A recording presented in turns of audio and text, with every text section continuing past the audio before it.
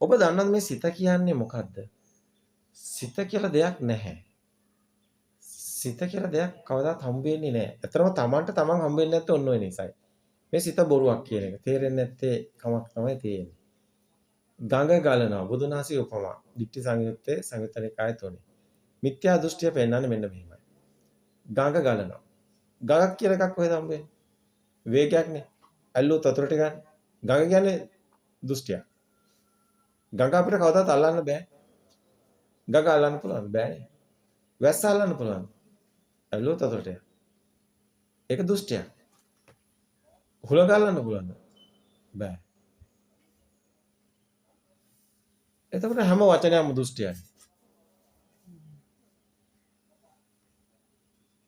හොඳට බලන්න.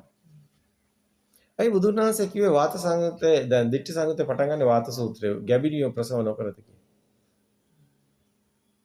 අම්මලාට තේරුම් ගන්න බැරිම දේ ඔකනේ. ඒ කියන්නේ වදමලේ රේණු තියෙනවා, ඩිම්බකෝෂයක් තියෙනවා. වදමලේ ඊගා බීජ එළියට එනවානේ. එතකොට ඒක වදමල කරාද? එතකොට ඒ විදිහටම නේද ඔය හැමදේම සිද්ධ වෙන්නේ. කවුරුත් කරනව නෙමෙයිනේ. අපිට ඕන විදිහට වෙන්නේ නැහැ නේද? ඒ ඩිම්බකෝෂ හැදෙන්නේ, සුක්‍රාණු ඒ සංසේචනය වෙන්නේ, ඊට පස්සේ යුක්තාණු හැදෙන්නේ, ඊට පස්සේ එළියට එන්නේ අපිට ඕන විදිහටද? නැත්නම් ඒකත් ඒ සිස්ටම් එකෙන් දෙන්නේ. සිස්ටම් එකට වෙන්නේ. මේක හරි පුදුමයි. මම තමයි කලේ කියලා තමයි ඊගාට අපි දාගන්නවා. නේ. අපි ඇවිල්ලා තනිකරම විභාගෙදී අපි තනිකරම කපටිකම විභාගේ පාස් වෙන જાතියක්. අය දන්නා? අනුන්ගේ උත්තර ටික මගේ කියලා ලියාගෙන මම මේ මගේ පේපර් එක තමයි දෙන්නේ. මොකද්ද මේ උපමාව කියුවේ? අනුන්ගේ උත්තර ටික මගේ කියලා ලියාගෙන අපේ විදියට දෙන්නේ.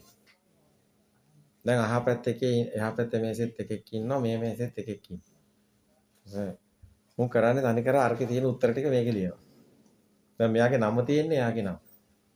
දැන් කොලේ එකතු කරනකොට මෙයාගේ කොලේ තමයි දෙන්නේ. හැබැයි එයාගේ නම තමයි තියෙන්නේ. අරකේ උත්තර ටික තමයි තියෙන්නේ. ඇයි එහෙම කියන්නේ?